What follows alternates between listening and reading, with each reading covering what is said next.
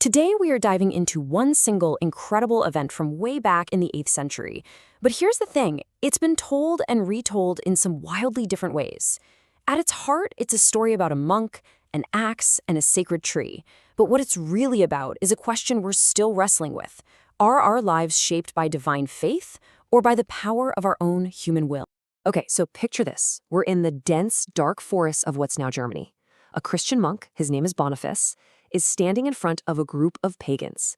They're all gathered around this enormous, ancient oak tree that they believe is sacred to their god, Thor.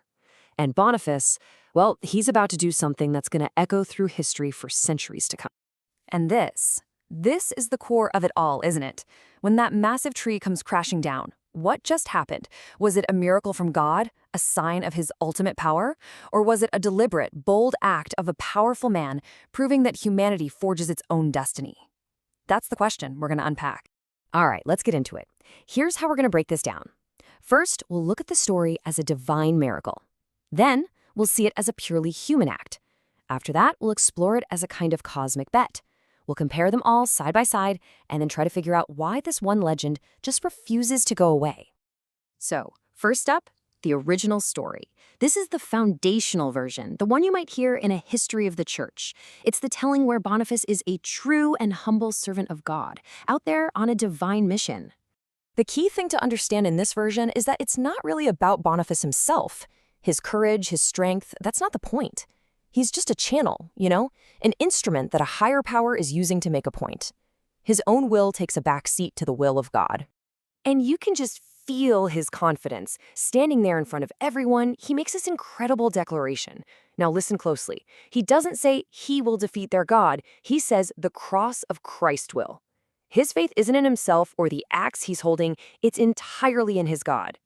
And this is the absolute climax of this version. Just as Boniface raises his axe to strike the first blow, he's basically beaten to the punch.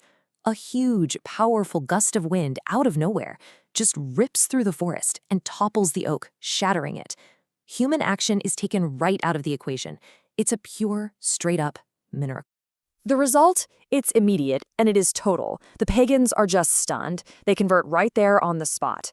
Boniface then points to a little fir tree nearby and calls it a new symbol of everlasting life. And, believe it or not, this is one of the popular origin stories for the Christmas tree. Okay, now let's get ready for a big shift, because this next version doesn't just tweak the story, it completely flips it on its head. This is the legend reimagined through the lens of philosophy. In this telling, Boniface is no longer a humble monk. Not at all. He's a revolutionary philosopher, kind of like Nietzsche's Zarathustra. His goal isn't to convert people to a god. It's to challenge them to rise above their own limitations, to become something more. And right here, you can really see the massive difference. On one side, you have a devout servant of God. On the other, you have this atheistic thinker whose whole mission is to smash old beliefs and force humanity to create its own meaning. The motivation could not be more different. So from this point of view, the oak tree isn't some rival god that needs to be defeated. No, it's a symbol of an old, weak morality.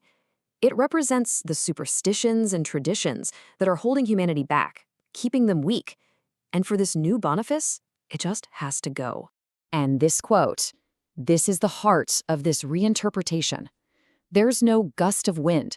There is no miracle. There is only a deliberate, powerful act of human will. The man with his own strength and his own conviction is the one who changes the world. Period. So let's try a third lens, one that pulls the camera way, way back from the forest floor. This version reframes the whole thing not as a human drama, but as a cosmic one. Think of it like a celestial, high-stakes poker game. Yeah, in this telling, which feels a lot like the legend of Faust, everything that's happening down on Earth is really just the stage for a bet between the Lord and Mephistopheles, a powerful, cynical devil figure. The real prize here isn't the conversion of the pagans, it's the soul of Boniface himself. So the scene is set up in heaven, and you have Mephistopheles just sneering at humanity. He sees people as these pathetic little creatures looking for deep truths in all the wrong places. Like, you guessed it, a hollow tree, a direct shot at Thor's oak. He's the ultimate cynic. So here's how the bet goes down. The Lord points out Boniface as his star player, a model of unwavering faith. Mephistopheles says, "Oh yeah? I bet I can break him." And here's the crucial part. Mephistopheles declares he's going to intervene. He's going to stir the breeze. In other words, he's going to cheat. He plans to deliberately blur the lines of what really happens. And that just leaves us hanging, doesn't it? It introduces this incredible layer of doubt. That wind that knocked over the tree, was it a miracle from God? Was it just a random coincidence that a strong-willed man took advantage of? Or was it a trick, a deception planted by the devil himself? This version gives us no easy answers. Okay, so we've just walked through 3 radically different takes on the exact same event. Let's put them all side by side now so we can really see how the story's core pieces, the man, the conflict, the acts, get completely transformed. This is where you can almost see the machinery of the myth at work. It's fascinating.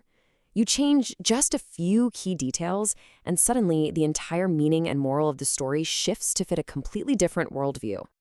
This table just lays it all out so clearly. Look at how flexible this legend is. The Christian story turns Boniface into a humble vessel to prove God's authority. The new man's story makes him a hero of individualism to challenge the status quo.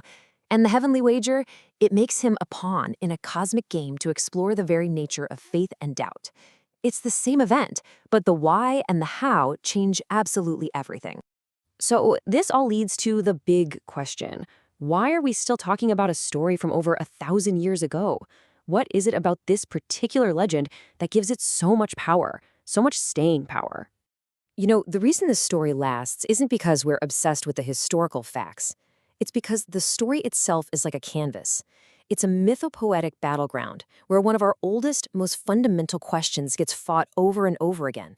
Are we guided by faith in something bigger than us, or are we truly masters of our own fate, driven by our own will? In the end, these stories are powerful because they act like mirrors. The Christian tradition looked into it and saw a confirmation of its faith. 19th century philosophers looked into it and saw a hero of individualism.